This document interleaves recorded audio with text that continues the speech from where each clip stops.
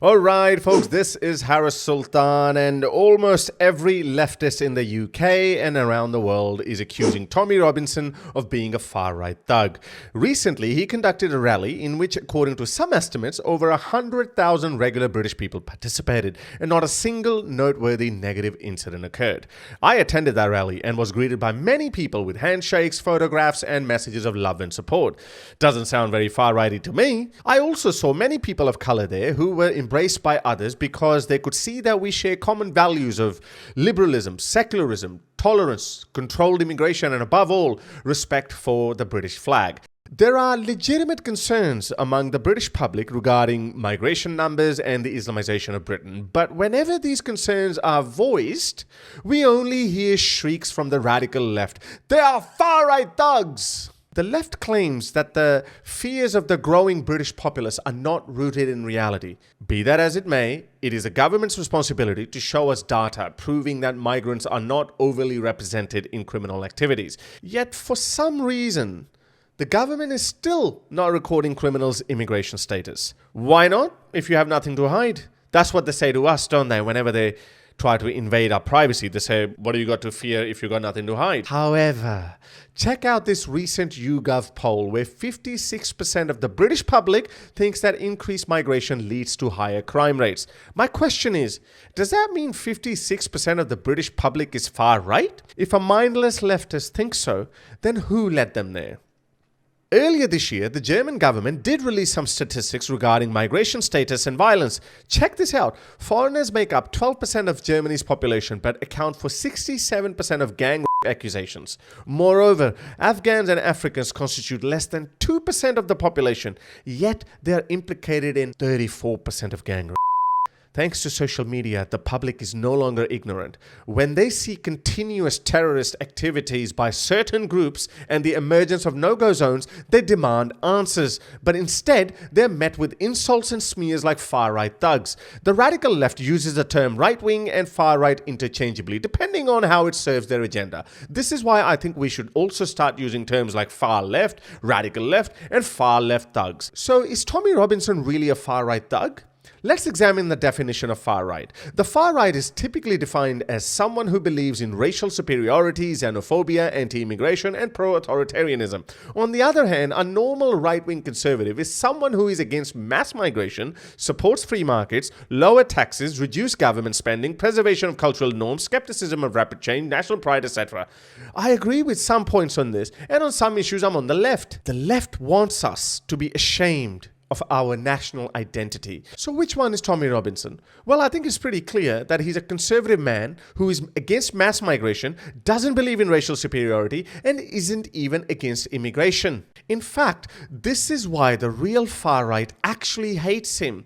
It's no secret that the far-right hates Jewish people, right? We agree on that. But we all know that Tommy is a Zionist, and so am I. The far-right is aware of this and has made videos against him showing his pro-Jewish comments and labeling him Talmud Tommy Robinson as a gotcha moment. Why are people angry? I'll tell you why they're angry. A far-right thug who is pro-Jews and brown ex-Muslims? Yeah, that makes sense. Moreover, the same far-right video maker later used this opportunity to fuel far-right sentiment in Britain by showing how anti-British the Jewish people are. I've seen a lot of news about how local Europeans are mad that tourists are just ruining their cities and they're complaining and they're squirting the water. You guys just have to accept at this point that you're our Disney World now. Exactly how you would expect a far-right person to behave. But Tommy doesn't behave like that. Tommy Robinson has been fighting not only the radical far-left ideologues, but also the far-right for many years. He even left the EDL after it became clear to him that the EDL had far-right thugs in its ranks. Check out this another video as a gotcha moment when Tommy said, yeah, I've dated Muslim girls. Would you rather date a Muslim girl or a man? I have dated Muslim girls. This video was shared on far-right social media by far-right social activists as evidence that, look, Tommy dates Muslim girls, he's a race traitor. Meanwhile, Tommy doesn't even care because he's not a racist. Tommy's problem, like most decent right-wing conservatives, is the instinctive desire to preserve his way of life. Throughout human history, people have defended their way of life whenever it has been challenged by a foreign culture. Yes, the idea of multiculturalism is very old. Many other cultures lived under the Romans, the Islamic caliphates, and in India, but never in history did the dominant native culture relinquish its dominance in favor of an incoming foreign culture. The Romans and Muslims allowed other cultures to live under them, but they never tolerated any challenge to their world order. And frankly, there's nothing wrong with that. In Japan, you respect Japanese way of life. In Saudi Arabia and the UAE, you respect their way of life. I actually miss Dubai and I wish I could go there, but unfortunately I may not be welcome there, so as a result, I don't go there. If you don't like the West, you shouldn't go there. It's not that deep. No society can operate without a firm set of values. Postmodernism, which gained prominence in the mid-20th century, challenges the idea of universal truths, grand narratives, and the dominance of any single cultural or ideological perspective. Postmodernist thought has influenced discussion of multiculturalism by emphasizing the importance of multiple perspectives, relativism, and the deconstruction of dominant cultural narratives. In the case of the West, Western values. This is turning out to be a fatal error because the West is the only civilization that is trying to implement it, and in the process, letting hostile cultures take over. Our modern world order is built around nation states, which involves protecting national borders. In fact, it is part of the liberal order to protect your borders and culture from foreign influences. Yes, the liberal world order also allows you to bring in people from other cultures, but only to the benefit of the home culture. Meaning, if you have a shortage of doctors, then sure, import as many doctors as you need. Because the idea is to serve the native population, not burden them with cultures that are hostile to their way of life. The good part is most foreign cultures are no longer hostile to the West because they're also going through their own enlightenment period. The Chinese, the Russian, the Japanese, the Indians, all of them have migrated to the West and contributed immensely to local society. However, there is one culture that remains inherently hostile to the West. One day we can have a Muslim majority nation here in Canada. Right? Face. Hey, we have Canadian law here, and you say that you want Sharia law to displace Canadian law. That doesn't sound very respectful. In majority, you wouldn't have any other option. You go to your queen and tell her to change the laws. The laws to what, sir? To Sharia law? No, change the laws to not allow any more Muslims to come to Canada. We owe our allegiance and our loyalty first and foremost to our religion, not to the queen, to be honest. When I went for my so-called oath, I was silent. I didn't say anything. It was your responsibility to make sure you got it out of me. So when I didn't say anything, I'm not. But Western leaders thought that, like other cultures, Islam would also assimilate. But instead, this is what they got.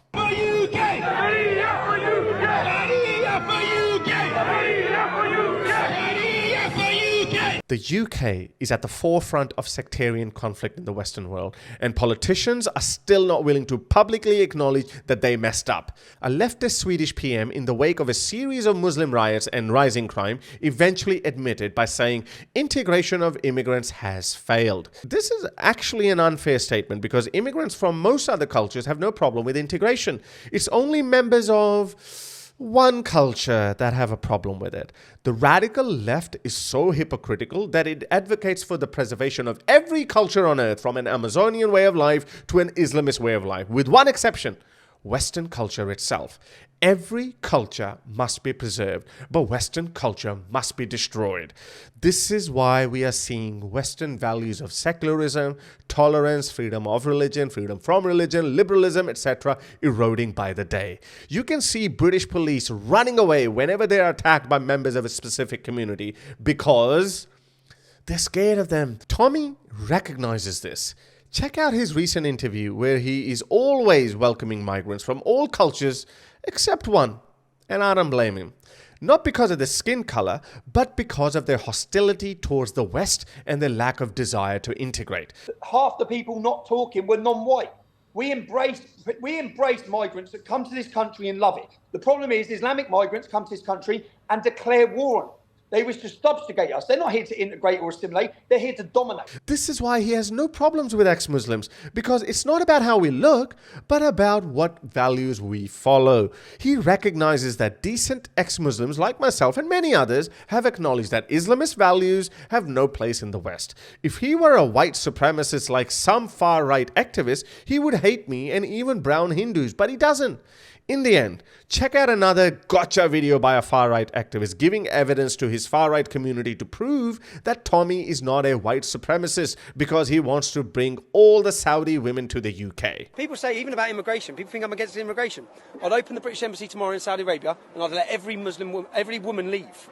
Let them all come over and leave every Muslim man scratching his head going, what's going on? If you still don't know how the real far-right talks or thinks, follow this guy James Goddard, a self-proclaimed far-right activist. He doesn't like any foreign person speaking for Britain. Check out what he asked his loyal far-right followers about their thoughts on Tommy Robinson. Zionist betrayer of England, a unionist possibly aligned with Jesuits. A grifter working with the authorities.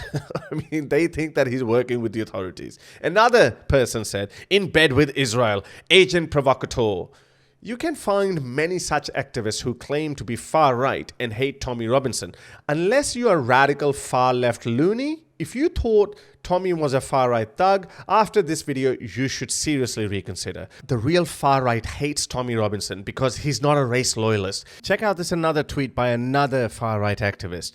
He's a parasite who encourages race mixing and thinks every color can be English.